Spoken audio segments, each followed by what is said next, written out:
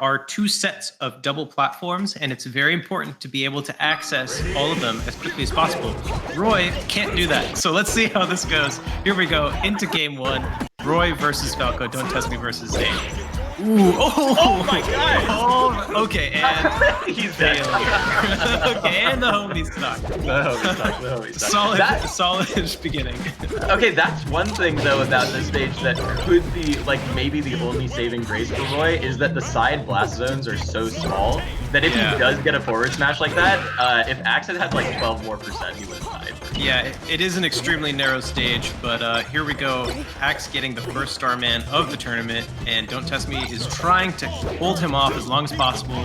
There we go, and we got a grab, up throw. All right, let's see how this goes. Oh, okay, almost got the combo off the barrel. He was trying to pivot F smash him there, but he missed it. Yeah, he tried. All right, we got some rock action going on. Axe chasing him onto the platform, off the top. Now, I think one thing that goes in Don't Test... Nice! Okay, so there was a little bit of a meta thing right there. Don't Test Me actually was able to grab the capsule and knew to full hop and throw it downward, just in case the capsule exploded. All right, a bit of a geometry issue there.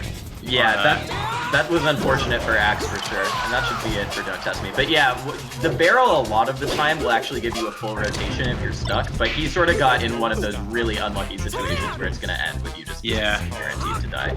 And something we will surely be seeing with the barrel is you can choose to either launch yourself straight up. Okay, and game 1 goes to Don't Test Me. But you can choose to either launch yourself straight up or aim towards the rock and actually try to tech off of the rock. But it's extremely risky if you miss, because you will certainly die. Yeah, and something that gets a lot of new RJJ players is that you sort of expect the barrel to give you your jump back because it feels like a Falcon grab or something. It does not do It does that. not. So if you get a non-wall jump tech, you will just fall to your death if you don't up B immediately. Yep. All right, Don't Test Me so far proved me wrong. I've been trash talking his Roy all week, and he told me that if Axe goes Falco, he has a shot. So here we go. We're seeing it in action. This would be a huge upset, to be honest. Don't Test Me, obviously a strong player, but Axe to me is one of the favorites for the entire RJJ tournament. Absolutely. All right, we got a lot of rock action going on here. Don't Test Me very brave with his counters, with his up Bs, and we got the jabs. All right. Oh, we got a barrel hog? Okay, all right. Yeah, barrel hogging is the optimal point of the meta, and you saw it almost really messed up Axe right there. Yeah. Okay, we got a Starman in action. Don't Test Me deciding to dash dance and taking a lot of damage for it. Yeah, that's one of the tricky things. If you're a character who can navigate around the platforms, you can kind of avoid the Starman for a while, but it doesn't matter. Don't Test Me lands the F smash and takes the lead in game 2. And as a reminder, all sets are best of 5 in Rishi's Jungle Champ. Always. I was about to say that I'm not sure about immediately going to the rock, and he sort of paid for it immediately with the invincibility. Ooh, and Axe actually does double duty with that down smash, both hitting Don't Test Me away and opening up the capsule. This is very precarious here. He has to... Oh! Nope, yeah. Okay, yeah. all right. That's a risk, because eventually the barrel does auto-launch you, and you might just die if you wait too long. Yeah, but you saw Don't Test Me's knowledge of the game mode. It seems like he's practicing. He knew he had more time there. The barrel lasts longer than you expect sometimes. Oh, wow. Yeah. Up throws and dies for it. Yeah, a little bit late on the follow-up of that up throw, and manages to get shined back here by Axe, bringing it to 1-1. Nice. We're starting to see more barrel play as the set goes on. I want to keep an eye on that because they've been going down and interacting with it a bit more. Yeah. It's actually a really good recovery option for Spaceys. If one player is edge guarding the left side of Congo jungle, Spaceys can actually drop below and do a blind side B, and there's a pretty good chance you're going to side B right into the barrel. Yeah, there are definitely times where it's just like, the problem is that the barrel moves on sort of like a parabolic wave, so that up throw explosion. That was crazy. Yeah, and there's the side B into the barrel, going off the side, trying to keep himself safe, and is not able to get through the second time. It was really smart to do that barrel launch all the way over to the left, though, because Roy can't really do anything about that. Yeah, he can't. He cannot go off stage. Falco, on the other hand, can eat that for breakfast, lunch, and dinner. Yep. Ooh, goes for the mix-up and actually mixes Axe up. Oh, the barrel's rolling? Sorry, this is very... Okay, that was very precarious for a second there. Yeah. That is one of the tricky parts of this stage. The logs do move because, as you can see, we are on a waterfall. The water is very rocky here. Treacherous terrain. Yeah. All right, this is very precarious here for Don't Test Me, and another last stock. Who's going to take the third game of this set? Charging S smash. Okay. Not sure about that one. I get it. It would have been killed. Oh, and that's it. That's it. That's it. Oh my goodness. Oh, I'm gonna hear it from Don't Test Me after this. I've seriously been given him the business this week, so let's see. Or what do you think Axe to you to give him the business like that, since you've been messing up? Because you play a lot of Falco at RJJ. I do play a lot of Falco and RJJ. I mean, the thing is, Axe is an aggressive player, but against Roy, you can just hang out on the platforms. It's so hard for Roy to reach you, but I know that's not the way Axe wants to play, and that is totally his call. There. And Axe can definitely win it with his aggressive style. There's no doubt in my mind about that. Yeah, I agree. Especially once he gets a stock lead like this. Oh my god, that was so smooth. The shine into picking up the Starman. Yep.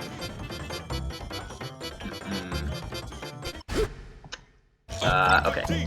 There we go. Okay. We're back. Minor technical difficulties, but it seems okay now. Unfortunately, might not see the benefits of that shine into Starman pay off because, yeah, it looks like they're actually going to restart this game. Are they? Do you know if they're doing a stock deficit for Don't Test Me? I don't, but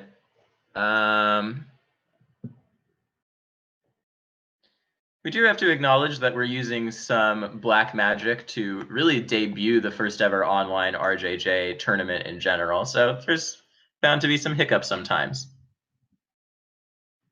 So they will be doing one stock deficit for Don't Test Me. So actually in the lead. And what's the score now? Is it 2-1 to Zane to Don't Test Me? 2-1 to Don't Test Me, yeah. One stock lead for Axe, and it seems like they just ran into lag, which is understandable. The RJJ waterfall tends to take a lot of That's right. And I am getting confirmation that Mango is awake. So wow, that's a big win. That's a big win for Rishi's Jungle Jam today. Yeah, you know, the waterfall just takes a lot of processing power, a lot of definitely, yeah, dreaming power. One of the things with a waterfall is that just due to like the sheer force of the waterfall itself, it's hard to actually roll back. You know, the waterfall only knows how to go forward and down. Yeah, M2K has discussed this a lot in terms of rolling forward with the waterfall is generally optimal. And honestly, the way that Axe is playing kind of reminds me of a waterfall because he's just kind of going forward and falling down onto Zane, onto Don't Test Me, you know? Yeah, but we feel like maybe he should actually, counter to what we've been saying, roll it back more and go up, right? So I almost want to see him. I almost want to see him emulate the trees in the jungle as opposed to the waterfall. Growing. Right. All right, now we're back into it. On to game 4. Score is 2-1 in Don't Test Me's favor, but Axe has a big lead on this fourth game. Yeah, huge now with that kill there. Yeah, exactly. And we got a log in play.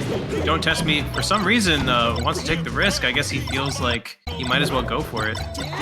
And okay. He's done a really good job of navigating around the rock, honestly, for how terrible I would expect Roy to be there. Yeah. And Axe was actually just shining there for like a solid 5 seconds. Oh, we got a redead out of the barrel. That's actually extremely rare. Yeah, that's a blessing whenever you see it. You know that is a blessing. Did you see how he crouch canceled that F smash and went absolutely nowhere? That was so yeah. All right, this is still pretty dangerous for Axe unless he manages to get a kill here, because if he gets F smashed once, then it's an even game on stock counts.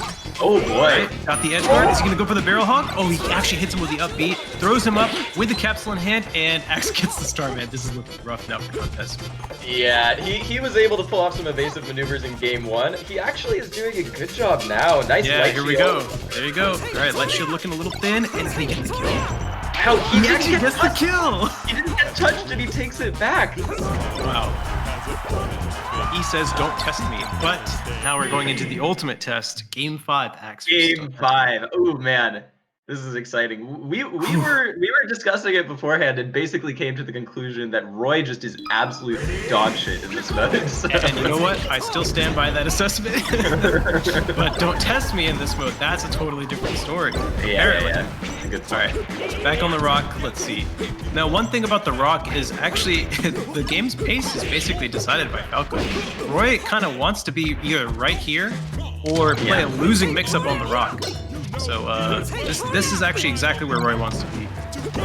And he gets saved by the rock.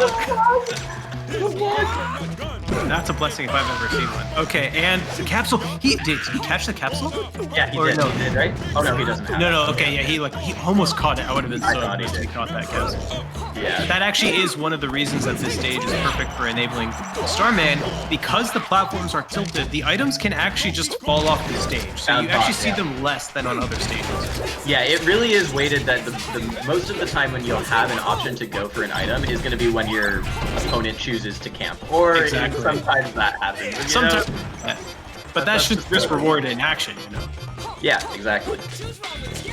All right, and the Don't Test Me very intelligently knows that the invincibility does not end when the song ends.